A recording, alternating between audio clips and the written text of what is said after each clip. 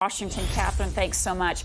Here's U.S. Attorney General Merrick Garland speaking about the lawsuit filed against Ticketmaster's parent company, Live Nation. Concert industry in the United States for far too long.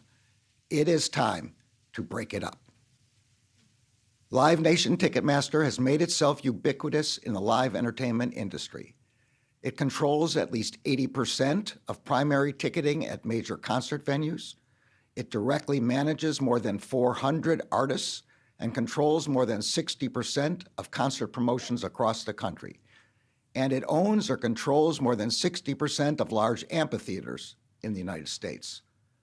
We allege that to sustain this dominance, Live Nation relies on unlawful, anti-competitive conduct to exercise its monopolistic control over the live events industry in the United States and over the fans, artists, independent promoters, and venues that power the industry.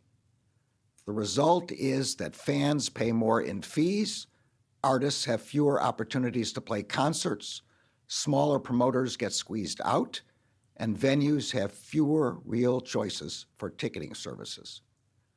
As detailed in our complaint, Live Nation Ticketmaster locks out competition in ticketing through the use of long-term, exclusive ticketing contracts with venues that can last over a decade, as well as by acquiring venues themselves.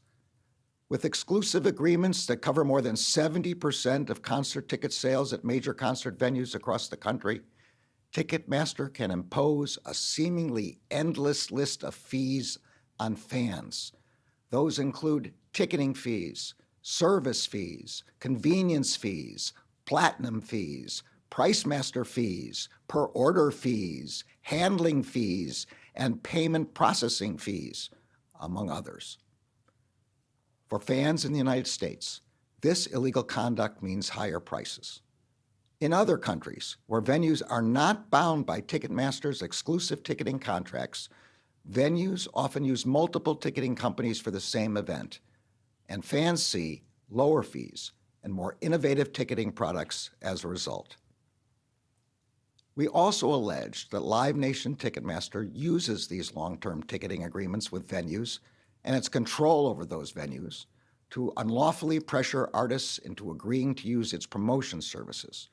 In fact, Live Nation often sacrifices profits it could earn as a venue owner by letting its venues sit empty, rather than opening them to artists who do not use Live Nation promotion services, even during peak concert season.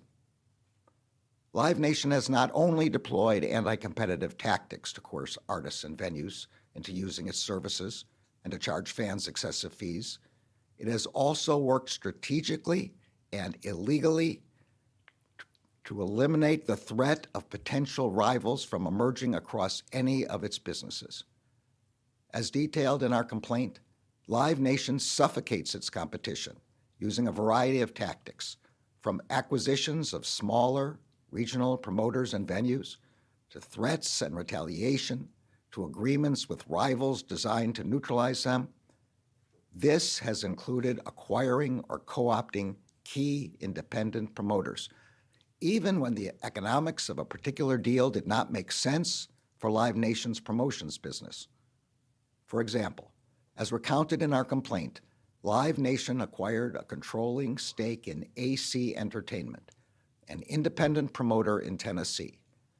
Live Nation's chief strategy officer assured executives that even though, quote, the numbers are not super exciting and this feels like more of a defensive move, the acquisition helped, quote, grow our moat in the Nashville market. When faced with another potential competitor to its promotions business, Live Nation took action to ensure that the competitor would not threaten its dominance in the live music industry. Live Nation initially categorized that competitor, the venue operator Oak View Group, as one of its, quote, biggest competitor threats. Over time, however, Oak View and Live Nation morphed from competitors into partners. As detailed in our complaint, Live Nation executives repeatedly scolded Oak View for trying to compete. In one instance in 2016, Live Nation's CEO warned Oak View that competition would only lead to artists demanding more compensation. The Live Nation CEO emailed Oakview writing, quote, "Let's make sure we don't let them now start playing us off," referring to a prominent artist agency. Oakview backed down. In a similar instance in 2022, Live Nation's CEO scolded Oakview's CEO, quote, "Who would be so stupid to do this and play into the artist agent's arms," close quote. Oakview again backed down. Quote, "We have never promoted without you, won't," said its CEO, and later added, quote, "I never want to be competitors," close quote. We also allege that Live Nation has repeatedly wielded its powers to keep its rivals from expanding in the U.S. concert promotions market through threats and retaliation. In 2021, Live Nation threatened to retaliate against private equity firm Silver Lake unless one of the latter's portfolio companies, TEG, stopped competing with Live Nation for artist promotion contracts in the United States. Live Nation CEO told Silver Lake that he, quote, "failed to understand why Silver Lake, quote, continued to invest in a business that competes with Live Nation," close quote. The threats ultimately succeeded, and Silver Lake has tried to sell TEG altogether.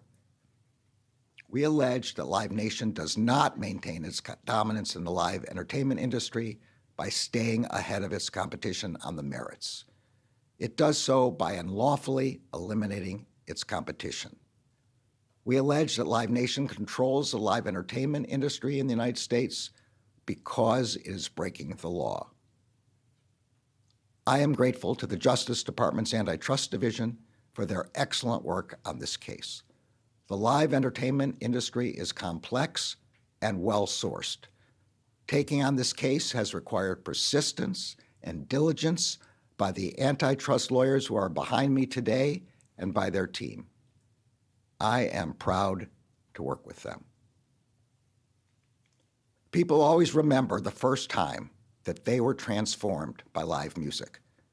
I still remember, as a senior in college, going to a Bonnie Raitt concert and seeing a then up-and-coming musician named Bruce Springsteen play as a warm-up act.